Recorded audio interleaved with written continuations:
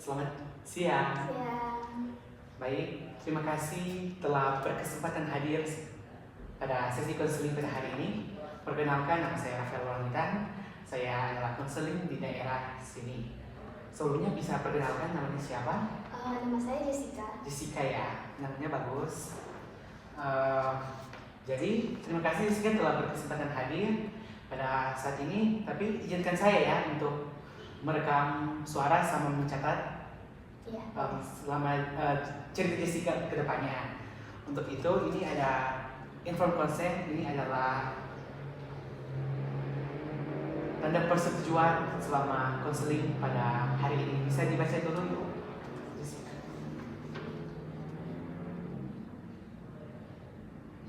Ini ada kolom tanda tangan. Apakah saya harus menandatangani di sini? Ya, silakan ditandatangani. Kalau apakah setuju, Iya. bisa ditandatangani.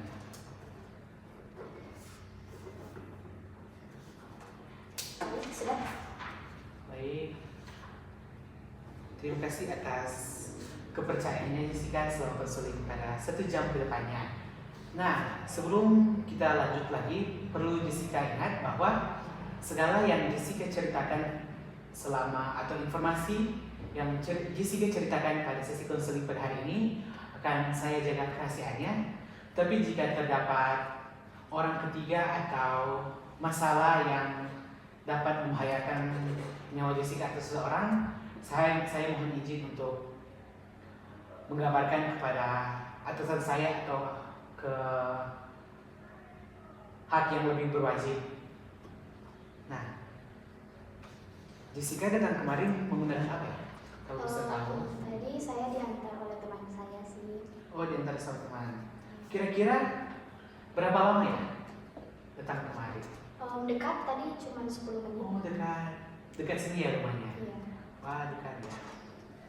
Apa sih ya akan permasalahan Jessica sehingga mau konseling? Jadi saya ada satu pengalaman yang membuat saya bingung sebenarnya, dan saya sampai sekarang bertanya-tanya itu kenapa. Jadi awalnya itu saya mempunyai kenalan waktu saya PK2MD di kampus. Saya kenal dia, terus kami pada saat baru kenal itu langsung berbicara hal yang nyambung. Kami rasa wow, kami sangat sefrekuensi, lagu-lagu yang kami suka genrenya sama, kami sama-sama tertarik hal yang sama juga. Jadi kami terus berteman mulai saat itu. Terus di hari-hari berikutnya, kan itu PKKM di fakultas ya, saya belum tahu dia program studi apa. Tapi ya sebelumnya dia lawan jenis. Terus akhirnya saya ketemu dia di gedung jurusan. Jadi dia satu jurusan dengan saya. Terus kami sering bertemu di situ. Kami mempunyai satu mata kuliah di kelas yang sama. Jadi saat kelas itu kami selalu duduk bersebelahan. Dia selalu datang duluan, terus dia menyediakan tempat untuk saya. Kami bisa bilang makin dekat di situ. Terus ada beberapa kali dia karena di mata kuliah lain kami beda kelas, hanya di satu mata kuliah itu, jadi di hari-hari lain saya dan dia tidak satu kelas. Terus beberapa kali dia sempat mengirim saya pesan, bilang kalau coba keluar kelas dulu. Terus dia mulai memberikan saya sesuatu. Dia mulai memberikan saya minuman dengan notes yang ditempel di situ. Terus saya bingung, ini dia seperti mau mengarah ke PDKT gitu. Tapi kan saya bingung ya, karena baru kenal juga. Terus saya saya masih terima, tapi itu berlangsung berulang kali. Jadi karena saya tidak tahu harus melakukan apa, saya menyimpulkan bahwa dia tertarik kepada saya. teman-teman saya juga bilang seperti itu karena dia sudah mulai memberikan saya hal-hal seperti itu. Terus karena juga faktor dari teman-teman saya yang bilang oh iya dia suka sama kamu, jadi saya juga sudah menyimpulkan bahwa oh iya dia punya tertarik dengan saya. Setelah juga saya memikirkan hal-hal yang dia lakukan sebelum-sebelumnya, yang dia menyalahgunakan tempat duduk untuk saya dan lain-lain, saya jadi semakin yakin dan saya memutuskan untuk karena pada saat itu baru awal kuliah, saya tidak berpikiran untuk dekat dengan seseorang. Jadi saya daripada saya tidak memberikannya kejelasan dan dia terus mendekati saya dengan cara seperti itu, saya rasa ini sudah tidak benar.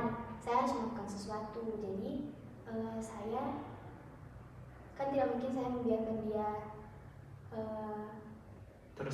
terus mengejar tanpa tahu perasaan saya bagaimana. Saya tidak enak, jadi saya menunjukkan bahwa saya sedang suka seseorang yang lain untuk agar dia berhenti atau melihat responnya gimana. Pada saat dia sudah tahu saya suka seseorang, dia langsung berhenti. Dia langsung tidak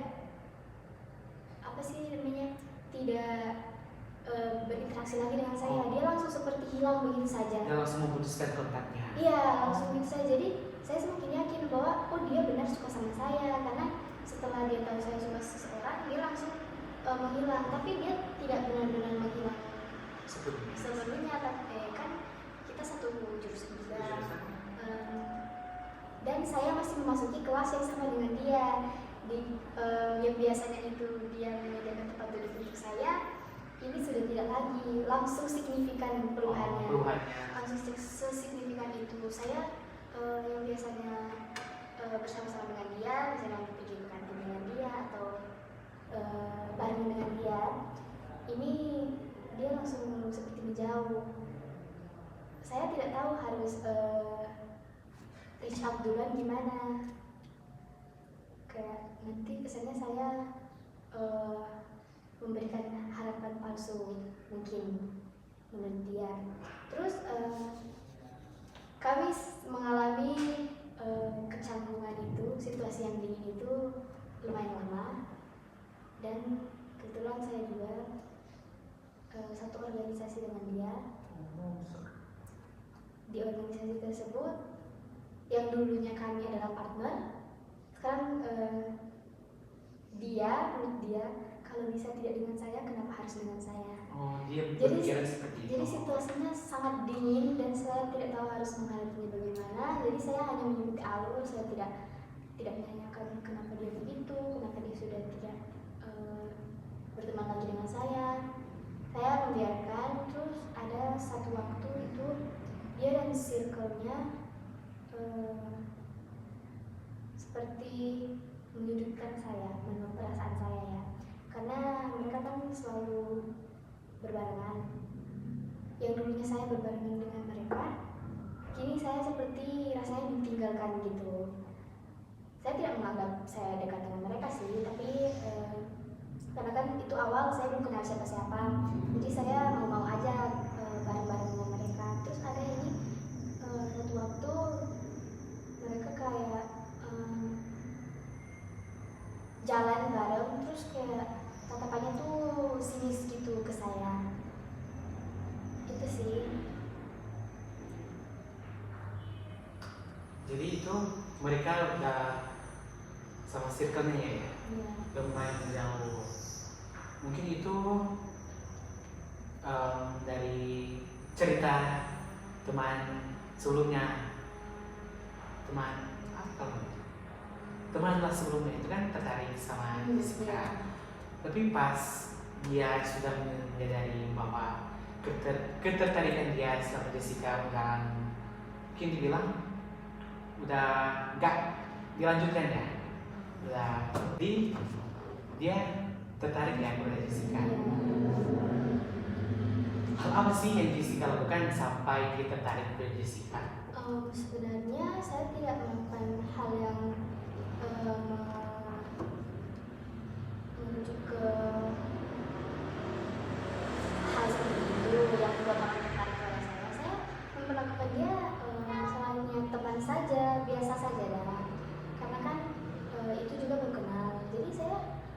merespon baik, membangun first impression saya supaya bagus gitu.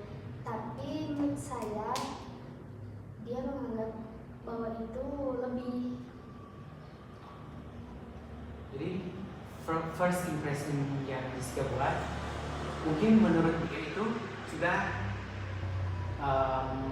agak tertarik lah sama dia, tapi menurut Jessica itu hal yang biasa Jessica lakukan sama teman ya, apalagi baru kenal.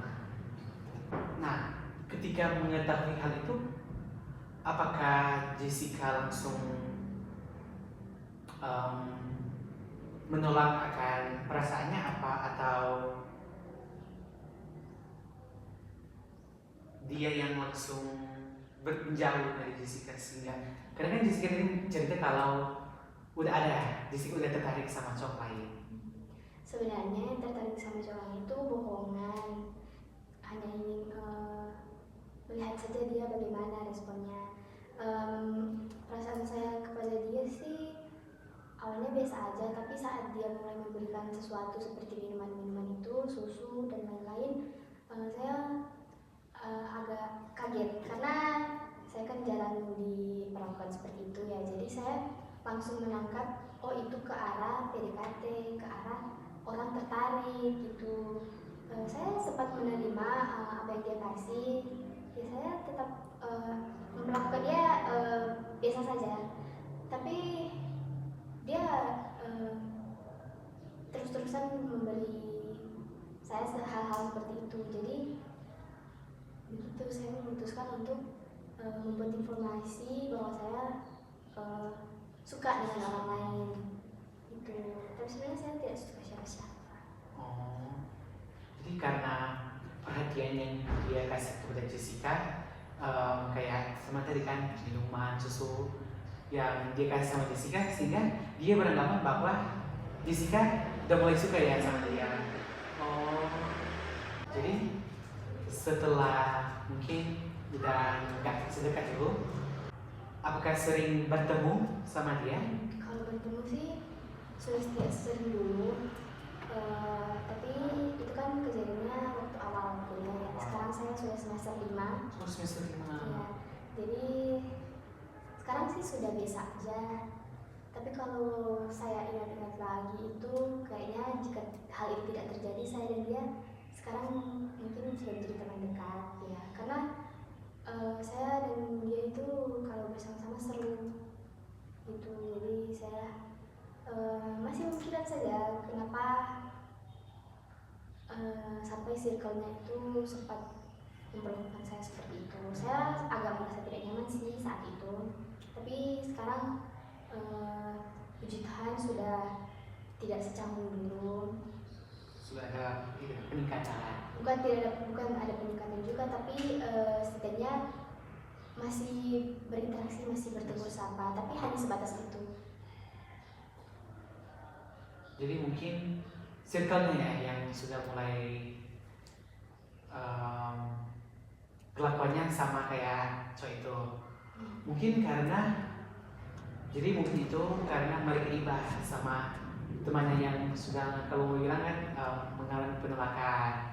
Mungkin karena dicerita sama mereka sampai mereka juga perasaan kenapa dia melakukan itu sama teman mereka. Mungkin karena hal itu sampai mereka juga melakukan hal seperti itu sama Jessica, ya kan begitu? Tapi kan kesannya yang saya dapat di situ, yang salah di sini saya. Tapi kan saya nggak mungkin meneruskan dia berperilaku seperti itu kepada saya, padahal saya tidak ada perasaan apa-apa kepada dia. Nanti kesannya saya menggantung, terus kayak saya jahat gitu. Saya tidak akan menerima dia, tapi saya membiarkan dia berperilaku terus seperti itu pada saya. Nanti kesannya saya dicap keenakan gitu, kayak cuma mempermainkan perasaan dia. Jadi pemikiran saya itu, saya lebih baik bilang kepada dia apa yang saya lakukan gitu, biar dia tahu dan mungkin seperti berhenti, karena seperti lanjutannya itu tidak ada. Nanti kedepannya dia tidak akan bersama saya gitu. Kalau menurut pandangan saya, Jessica itu nggak salah. Itu karena pandangan mereka karena diceritakan ya sama teman mereka, sehingga mereka beranggapan bahwa itu Jessica salah, padahal itu teman cowok Jessica yang mungkin berekspektasi tinggi sama hubungan dia sama Jessica, sehingga pas ditolak dia kayak kecewa, terus cerita sama teman-temannya, sehingga itulah yang terjadi yang mereka lakukan sama Jessica. Kira-kira begitu. Jadi sesi konseling kita pada selama 1 jam ini sudah selesai. Terima kasih telah berkesempatan hadir. Kalau mau mengikuti sesi konseling selanjutnya bisa kita atur jadwalnya saja, atau bahkan kalau mau sesi konseling sama yang lain juga bisa. Jadi terima kasih. Terima kasih. Terima kasih Jessica.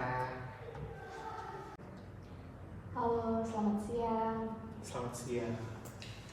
Sebelumnya terima kasih telah berkenan untuk menghadiri sesi konseling bersama saya hari ini. Perkenalkan, saya Jessica. Saya merupakan konselor di sini dan selama 1 jam ke depan Anda akan berkonseling dengan saya. Apakah boleh saudara memperkenalkan diri terlebih dahulu? Nama saya Rafael. Baik, Rafael.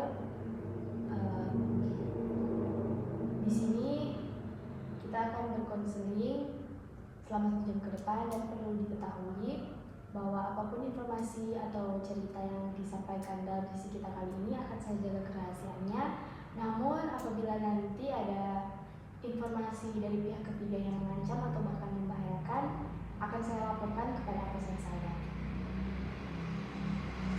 Sebelum kita mulai sesi konseling kita, ada inform konsen. Inform konsen ini adalah tanda persetujuan bahwa saudara bersedia mengikuti konseling kali ini.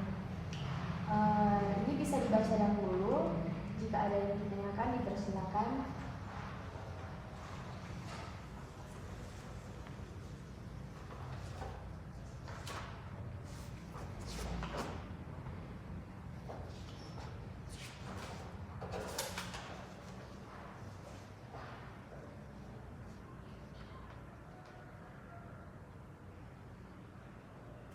Sudah Ibu?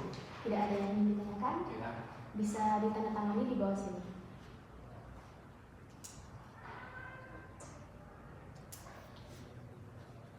Baik, terima kasih atas persetujuannya. Kalau boleh tahu, tadi Rafael kesini naik apa? Naik Grab. Oh, ojek online ya. Iya. Waktu dari tempat Rafael kesini berapa lama? Sekitar 40 menitan. Lumayan jauh ya. Bagaimana perasaan Rafael menjalani sesi konseling bersama saya? Agak takut, gugup. Di jalan tadi Ibu sempat kepikiran apakah harus hadir atau balik saja, karena takut. Jadi kita konseling di sini sebenarnya tidak semenakutkan dan semenyeramkan seperti yang dipikirkan Rafael. Kita konseling di sini santai saja, tidak ada unsur yang menyeramkan. Jadi boleh mulai diceritakan masalah Rafael apa? Jadi begini Bu, saya kan mempunyai banyak teman ya, saudara juga, tapi mereka merasa dekat sama saya, tapi saya merasa tidak dekat sama mereka. Begitu. Itu yang dirasakan Rafael. Iya, itu biasa. Apakah karena faktor dari mereka atau dari dalam diri Rafael sendiri? Kemungkinan itu Ibu berasal dari dalam diri saya, karena setiap mereka mau ngajak keluar, saya sering menolak. Karena ada beberapa hal yang saya pertimbangkan, sehingga sekali mereka mengajak, saya menolaknya. Sebaliknya begitu, jika saya mengajak, mereka yang menolaknya sih. Sehingga saya beranggapan bahwa hubungan saya sama mereka itu udah agak jauh. Apakah sebelumnya sempat terjadi perselisihan antara Rafael dan teman-teman Rafael itu? Tidak pernah. Tidak pernah ya.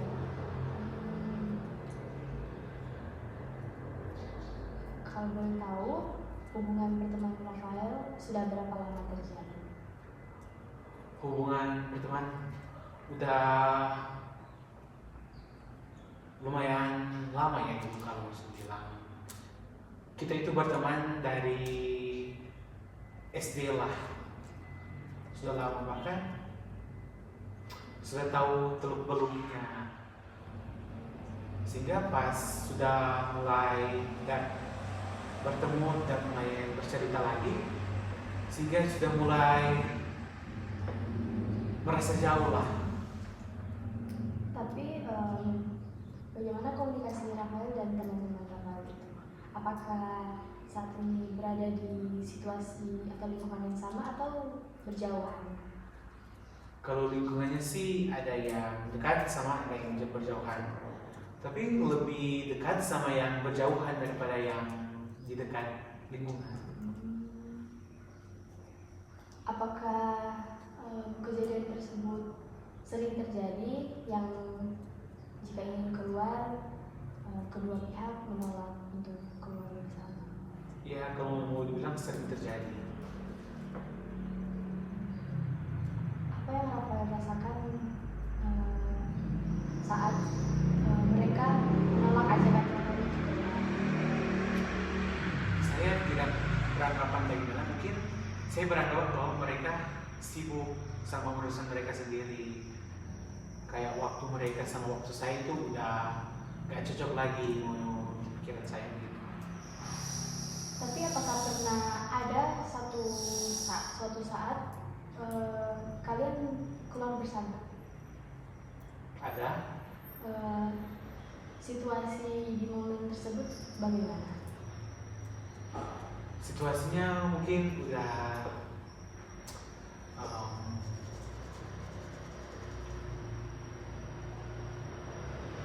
agak canggung. Agak canggung. Iya.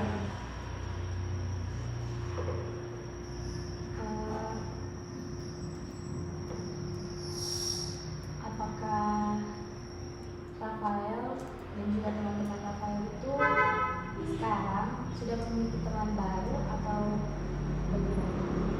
Ya pasti kalau kan adalah teman baru. Gimana ya mau dibilang? Tapi begitulah. Ya. Apakah Rafael pernah menanyakan yang benar betul-betul menanyakan kenapa mereka sudah sering menolak ajakan Rafael untuk keluar? Tidak. Mereka yang sering mengajak saya.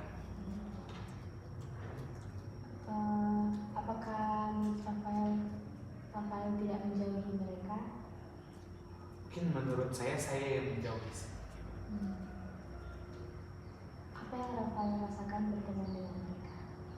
Sebenarnya berteman dengan mereka itu seperti teman pada umumnya ya. Tapi serta dengan banyak kesibukan yang ada, sehingga saya lebih memprioritaskan kesibukan saya. Jadi setiap kali mereka mengajak saya menolak.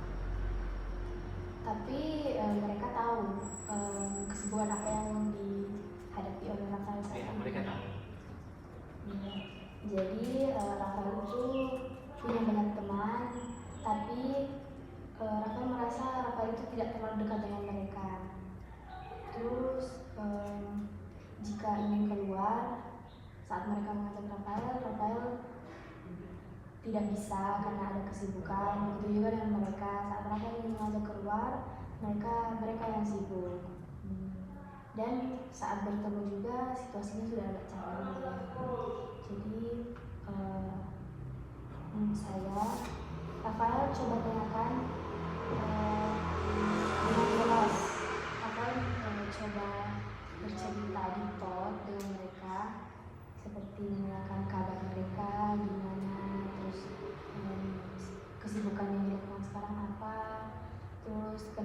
situasi pertemanan kalian sudah kalau bisa dibilang semakin renggang ya. Rafael dan teman Rafael itu bisalah cari waktu untuk meluangkan jadwal agar bisa bertemu untuk bercerita, mungkin karena juga sudah lama dan sudah mengalami banyak hal baru, menjadi teman baru, situasi dan lingkungan baru, mungkin membuat ya hubungan itu terasa semakin pudar. Tapi saya malu kalau bercerita deep talk sama mereka.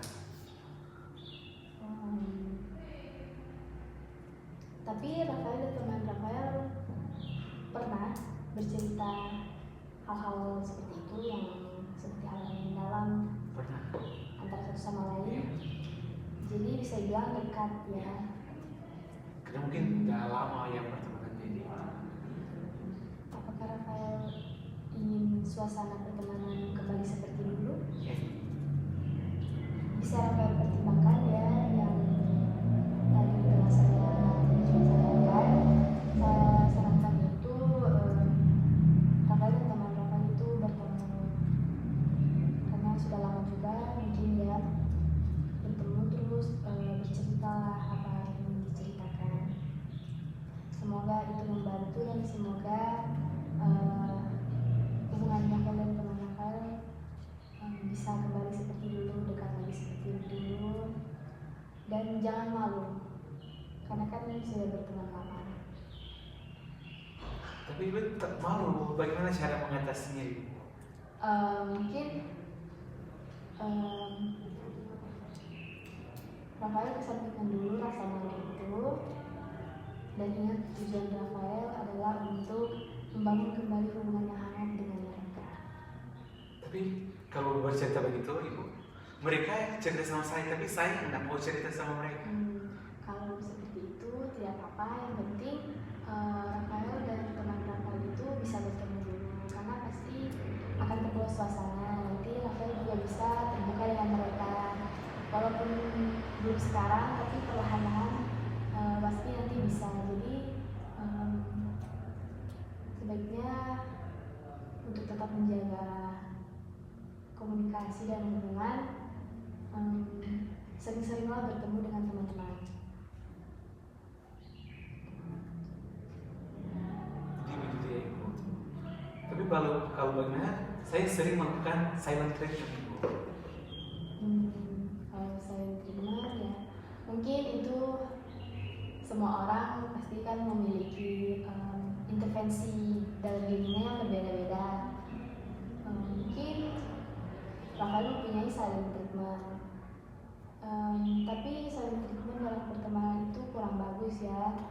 Kurang bagus karena sebaiknya jika kita ingin teman kita itu sadar akan kesalahan yang dilakukan, kita harus berani menyuarakan apa yang tidak Rafael suka. Jangan Rafael memendamnya sendiri, karena kan mereka tidak mungkin bisa membaca apa yang dirasakan Rafael. Jadi Rafael coba bilang sesekali.